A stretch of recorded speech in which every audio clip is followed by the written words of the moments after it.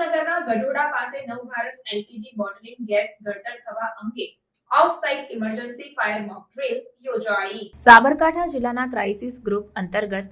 જિલ્લા કલેક્ટર તથા ગાંધીનગર નાયબ નિયામક ઔદ્યોગિક સલામતી અને સ્વાસ્થ્ય વિભાગના સંયુક્ત ઉપક્રમે હિંમતનગરના ગઢોડા પાસે નવભારત એલપીજી બોટલિંગ ગેસ ગળતર થયું છે તે અંગેની of site emergency fire mock drill યોજાઈ હતી। આ મોક ડ્રીલમાં કારખાનાના પ્લાન્ટમાં એલપીજી ગેસ જેવા જ્વલંતશીલ તથા ઝેરી રસાયણનું લીકેજ અને આગ લાગવાની જાણ થતાં કંપનીના અધિકારીઓ તેમજ કર્મચારીઓ દ્વારા તેને કંટ્રોલમાં લેવાના પ્રયત્નો કરવામાં આવ્યા હતા, પરંતુ કંપની દ્વારા પરિસ્થિતિ કાબુ બહાર જતા આ ઇમરજન્સીને ઓફ સાઇટ ઇમરજન્સી જાહેર કરવામાં આવી તથા મદદ માટે ડિસ્ટ્રિક્ટ ક્રાઇસિસ ગ્રુપના તમામ સભ્યોને ટેલિફોનિક જાણ કરતા યોગ્ય સમયગાળા સુધીમાં તમામ સરકારી તેમજ બિનસરકારી એજન્સીઓ જેવી કે નગરપાલિકા, fire brigade, ambulance, police department, વિવિધ MAH ફેક્ટરીઓના